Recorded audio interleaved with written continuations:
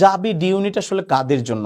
তুমি যদি সায়েন্সে পড়াশোনা করো এবং তোমার জিপিএ এসএসসি এবং এইচএসসিতে ইন্ডিভিজুয়ালি 4+ বা 4 এর উপরে থাকে, 4 এর উপরে থাকে এবং দুইটাই মিলে জিপিএ 9 থাকে, তাহলে তুমি আবেদন করতে পারবা।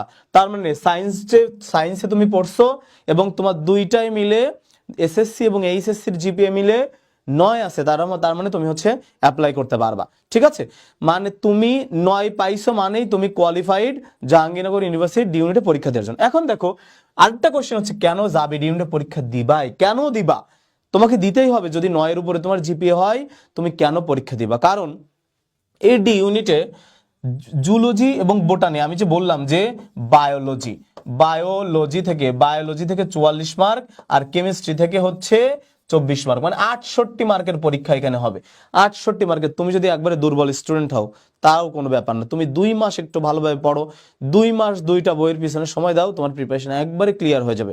এবং তুমি যদি মেডিকেল অ্যাডমিশন নিয়ে থাকো, ঠিক মেডিকেল কোশ্চেনের অনুরূপ কোশ্চেনে পরীক্ষা হয় কিন্তু এই জাহাঙ্গীরনগর ইউনিভার্সিটি ডি ইউনিটেড। তার মানে তুমি মেডিকেলের প্রিপারেশন নিছো, তার মানে কোনো কারণে মেডিকেলে হয় নাই, সামনে মেডিকেল পরীক্ষা, আমরা দোয়া করছি যে তোমাদের যারা পরিশ্রম করতেছে চান্স হয়ে যাক, বাট কোনো কারণে যদি না হয়, বা তুমি মেডিকেলের প্রস্তুতির পাশাপাশি যখন জাহাঙ্গীরনগর ইউনিভার্সিটির কোশ্চেন পড়বা, জাহাঙ্গীরনগর ইউনিভার্সিটির কোশ্চেনগুলো পড়বা, তোমার বইয়ের একটা লাইন, একটা ছোট ইম্পর্টেন্ট ইনফরমেশনও বাদ থাকবে না। এবং এই স্লাইডের পরে তুমি বুঝতে পারবা যে তোমার কোনো অংশ পড়াই আসলে বাদ থাকবে না।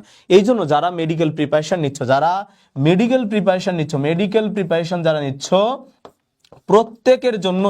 প্রত্যেকের জন্যই জাহাঙ্গীরনগর ইউনিভার্সিটির প্রিপারেশন মাস্ট। প্রত্যেকের জন্যই জাহাঙ্গীরনগর ইউনিভার্সিটির প্রিপারেশন মাস্ট। বুঝতে পারছো? এই জন্য মেডিকেল অ্যাডমিশনের পাশাপাশি তোমাকে এই কোর্সটা করতে হবে। তার পাশাপাশি আর কি করতে পারো, ঢাকা ইউনিভার্সিটিতে যেহেতু বায়োলজি এবং কেমিস্ট্রিতে মেজর মার্ক, তাই না? তো এই পাশাপাশি ঢাকা ইউনিভার্সিটির প্রিপারেশনের পাশাপাশি তুমি এটা নিতে পারো। আমরা মনে করি যে ইন্টারমিডিয়েট পাস করছে সেই ইউনিভার্সিটিতে ভর্তি হওয়ার যোগ্য, বাট তুমি ক্যালকুলেশন করো, বাংলাদেশে কিন্তু এতগুলো আসন নাই, সো তোমাকে ঢাকার আশেপাশে, ঢাকার আদলে তোমাকে বড় হতে হবে। ঠিক আছে? তো যাদের স্বপ্ন থাকে, এবং জাহাঙ্গীরনগর ইউনিভার্সিটি কিন্তু একদম বাংলাদেশে একটা ইউনিক ইউনিভার্সিটি, যারা গিয়েছো তারা জানো। তো যাই হোক, দেখো তাইলে পরীক্ষা কেন দিবা?